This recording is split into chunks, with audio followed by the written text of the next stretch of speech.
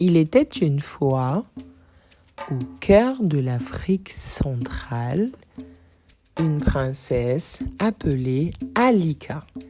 Elle vivait dans une contrée appelée Cameroun, que nous appellerons ici Rio dos Camaroès. La princesse Alika adorait se faire belle et mettait tout le temps du colle, qui est le crayon noir qu'on met sous les yeux aujourd'hui, inventé par les Égyptiens.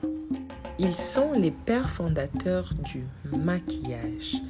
Ils les créaient à base de plantes, de minéraux et d'huile pour s'embellir et se colorer la peau. La princesse Alika, qui rêvait de ces couleurs, fit venir d'une autre contrée une femme mystérieuse au nom de Ndongo. En effet, la mystérieuse détenait les secrets des couleurs et du maquillage. C'était une femme à la peau ébène, aux cheveux très courts, avec de grands yeux. Elle avait un style différent de celui des femmes de Rio dos Camaroès. La princesse demanda à tout savoir sur le maquillage.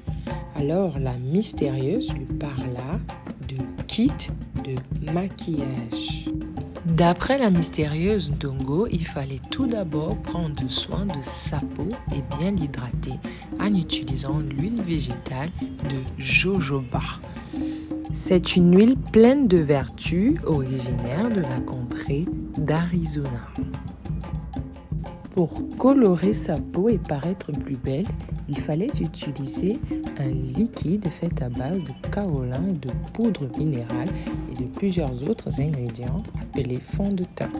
La mystérieuse disait qu'il était également important d'avoir un correcteur dans son kit pour ces nuits où on avait peu dormi.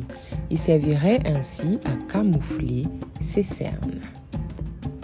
Il était également important d'avoir une poudre compacte pour matifier le fond de teint liquide. À l'origine, la poudre était fabriquée à base de poudre d'écorce d'arbres tels que le padouk. Elle conseilla également d'avoir une poudre dite libre dans le kit pour fixer le correcteur et illuminer le visage. Il ne fallait surtout pas oublier une palette de fard à paupières. Il y en a de toutes les couleurs, des jaunes, des vertes, des violettes. C'est important pour séduire et intensifier son regard. La princesse était heureuse, elle allait enfin pouvoir s'amuser avec les couleurs. Et ce n'était pas tout, elle avait également la possibilité de pouvoir s'amuser avec des rouges à lèvres de toutes les couleurs. La mystérieuse Ndongo conseillait également d'utiliser un blush. C'est une poudre rosée avec pour objectif d'apporter une bonne mine et une touche de gaieté au visage. Elle recommandait également d'utiliser une poudre illuminatrice ou terre de soleil pour apporter de la lumière au visage.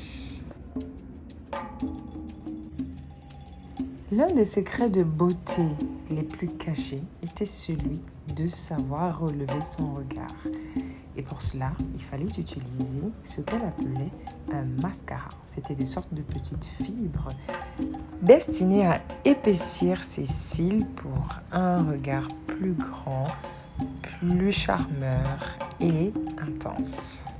La mystérieuse Ndongo disait qu'il était important pour atteindre des résultats satisfaisants d'utiliser les bons outils, parmi lesquels des pinceaux de maquillage. Il y en avait de toutes les tailles, des petits, des gros, des plats, mais vraiment de toutes les tailles. Enfin, elle conseilla à la princesse Alika d'utiliser un fixateur pour fixer son maquillage pour qu'il tienne toute la journée.